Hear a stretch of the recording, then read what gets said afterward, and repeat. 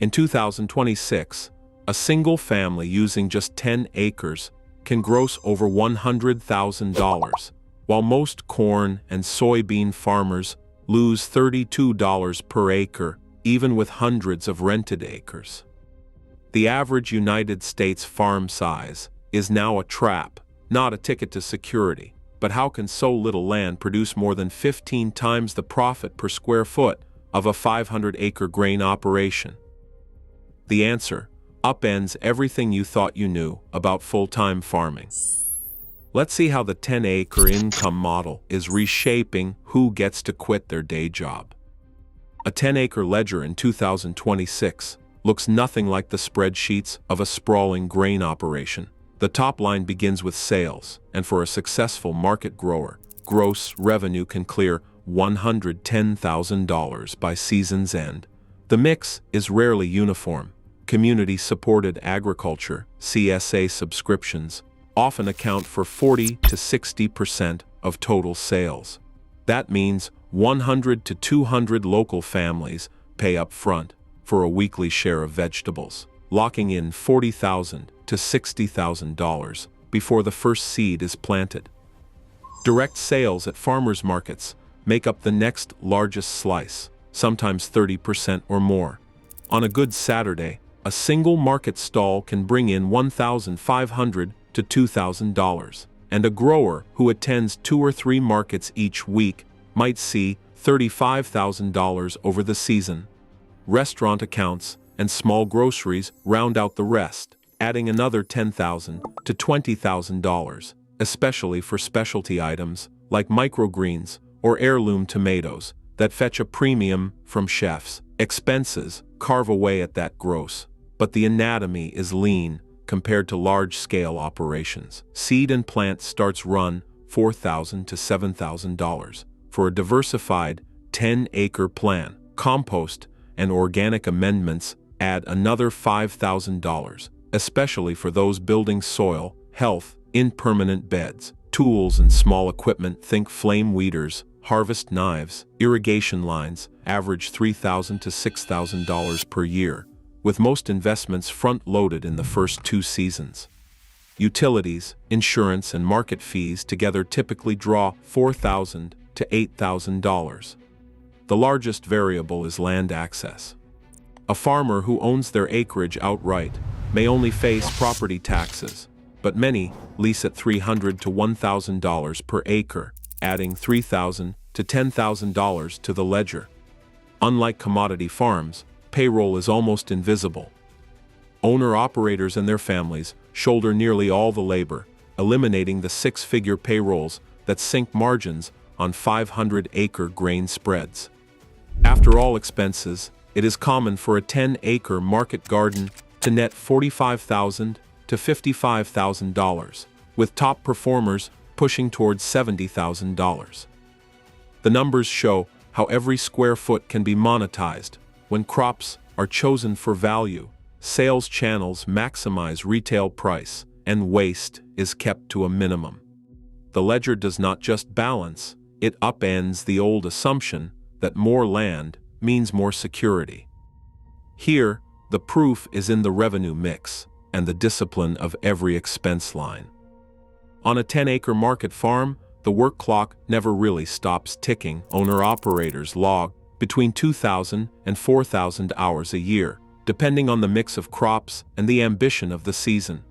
Spring brings the first long days, seeding trays under grow lights, prepping beds, and laying irrigation. By May, sunrise finds most growers in the field, harvesting greens before the heat sets in. Peak summer stretches the work week to 60 or even 70 hours, especially when markets and CSA boxes overlap with weeding and succession planting. Fall means one last push. Root crops come up by the truckload, and every hour counts before the first frost. Every task, from transplanting to record-keeping, falls on the shoulders of the family or a small team, often just a couple with maybe a seasonal helper. There is no payroll to juggle, no crew of hired hands waiting for checks. Instead, the labor is personal. It is the owner's hands on the harvest knife. The owner's back bent over the rows, and the owner's voice at the market stall. The numbers reflect this commitment. While a 500-acre grain farm has to budget for a payroll that can swallow up most of the annual revenue, the small-scale operation keeps those dollars in the family. The trade-off is time. There are no paid sick days, and vacation means leaving fields to the mercy of weather and weeds. Yet, this direct investment of labor shapes every part of the farm's economics. When a problem pops up, an irrigation line leaks, or a pest outbreak threatens the tomatoes, it is the owner who responds, often within the hour. This agility keeps costs down and waste to a minimum. It also means that every improvement, every tweak to the planting schedule or soil mix, pays off directly in the bottom line. Over the course of a year, these small efficiencies add up, turning hours into dollars that never leave the farm's ledger. The reality is demanding but clear. On a 10-acre operation, the owner's labor is the single biggest input and the most valuable resource. The farm's success depends not on the number of acres, but on the hours invested and the discipline to make each one count. For those willing to work the land themselves, the savings are real and the rewards are tangible, measured not just in profit, but in the independence that comes from owning every step of the process. A commodity farmer in 2026 faces a ledger that tilts against him from the start. Each spring, the bills arrive before the seeds go in the ground. For a rented acre of corn or soybeans, seed costs alone run from $120 to $180 per acre. Fertilizer, now the single largest input, averages from $250 to $350 per acre, depending on the soil's appetite and global price swings. Chemicals, herbicides, and pesticides add another from $50 to $100.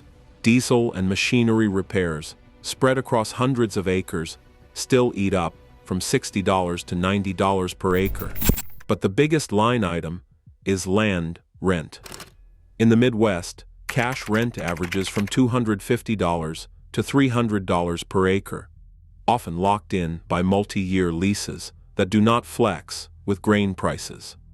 On paper, the numbers stack up quickly. Total variable costs for a single acre of corn or soy can easily reach from $700 to $900, with fixed overhead, insurance, property taxes, and equipment payments pushing the real cost even higher. Against those expenses, the farmer hopes for a decent yield and a fair price at harvest.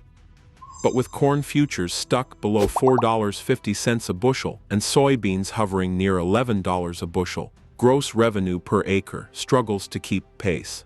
In a typical year, a rented acre might bring in $850 in sales, but after subtracting input costs and rent, the ledger lands in the red. Extension budgets and university models confirm the squeeze. In 2026, many operators report a net margin of minus $32 per acre on corn or soybeans grown on rented ground. This figure does not include any draw for family living, health insurance, or retirement, just the farm's basic survival. Some years, a bumper crop or a price rally can erase the deficit. But more often, the shortfall is made up by off-farm work or government payments. The invoices tell the story. Every check written for seed, fertilizer, or rent chips away at the bottom line, leaving little room for error and even less for profit. For the commodity grower, scale is both a necessity and a risk. With margins this thin, breaking even means farming more land, not less, and hoping that next year's numbers finally add up. A farm economist opens the ledger on a typical corn and soybean operation and runs the numbers for 2026. The math is blunt. To support a family without off-farm work, a commodity grower needs at least 1,500 to 2,000 acres in production. This so-called safety zone is not about ambition. It is the acreage required just to keep the household budget above water. With margins on rented ground running negative, the difference between survival and insolvency often comes down to policy aid. The Farmer Bridge Assistance Program, rolled out nationally in 2025, was designed as a lifeline. It pays a flat rate, about $44 per acre for corn, $31 per acre for soybeans, and $39 per acre for wheat. These subsidies arrive as lump sum checks each February, calculated on base acres rather than actual output.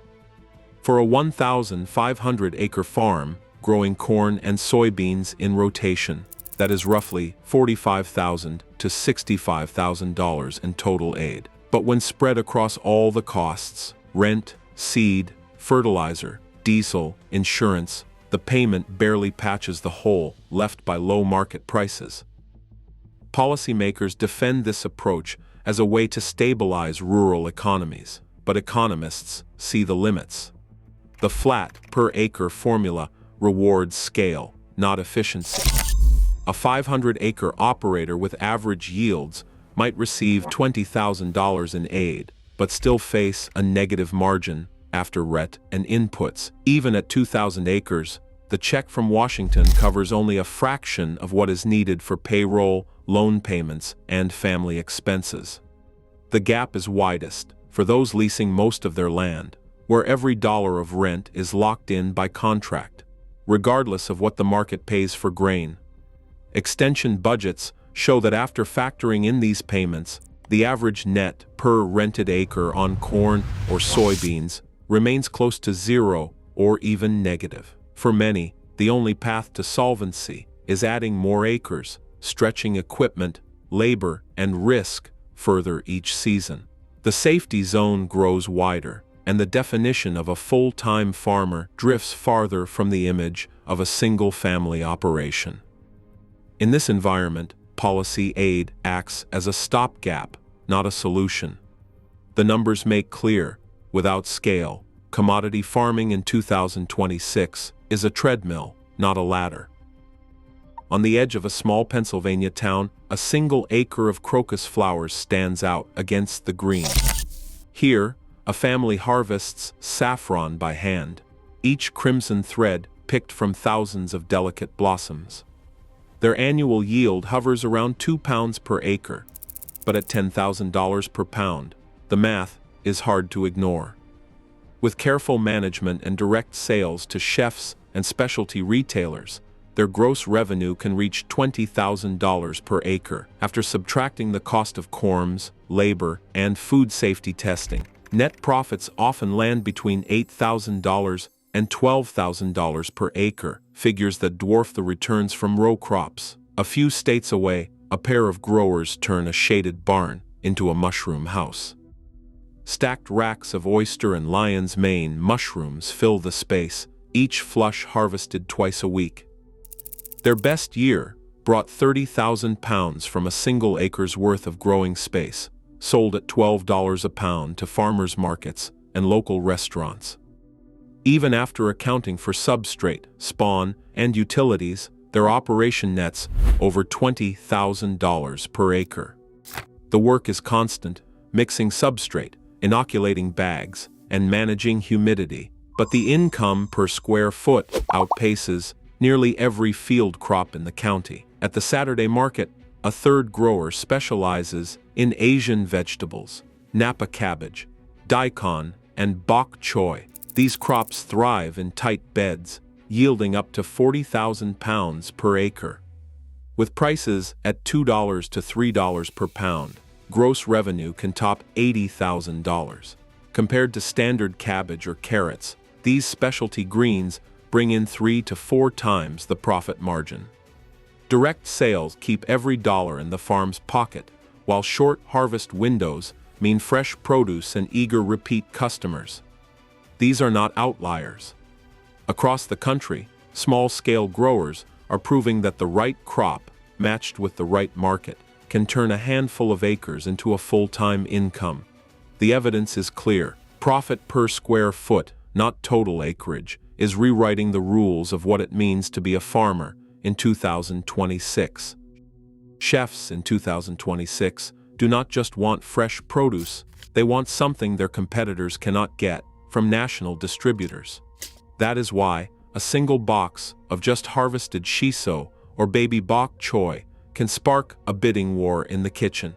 One chef in Philadelphia puts it plainly: "If I can get Napa cabbage that was in the ground this morning, I will pay double." My customers taste the difference. That willingness to pay a premium is not a fluke. It is the result of a decade-long shift in dining trends, where local and specialty ingredients have become the centerpiece of high-end menus and neighborhood bistros alike.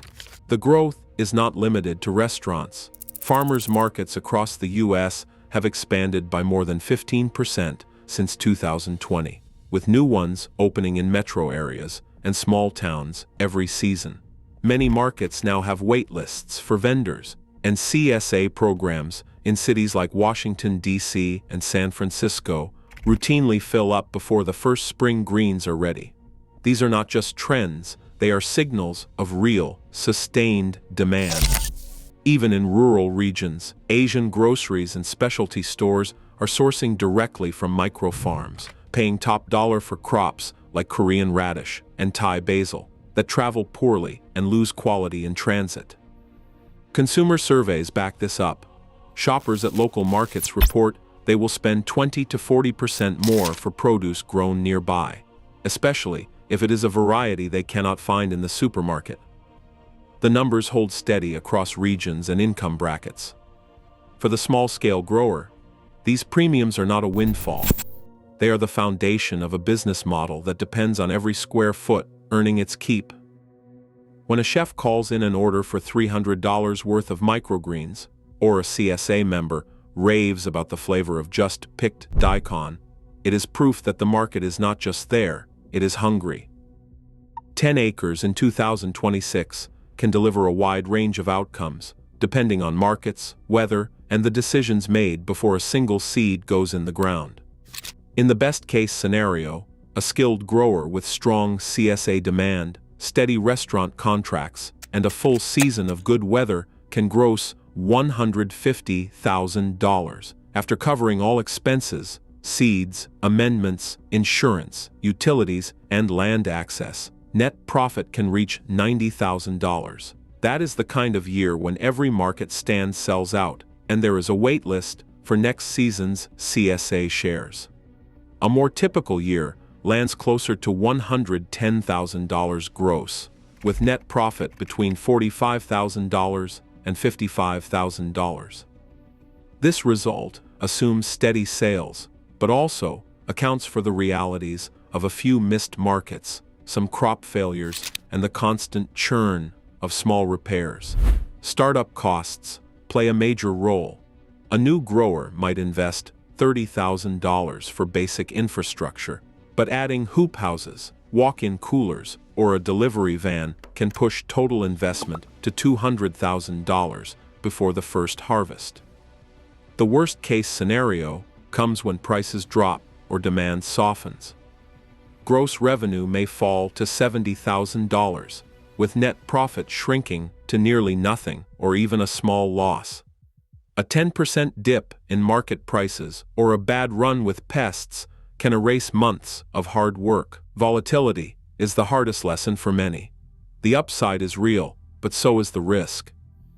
Every decision, from crop mix to sales channel, has the power to tip the balance.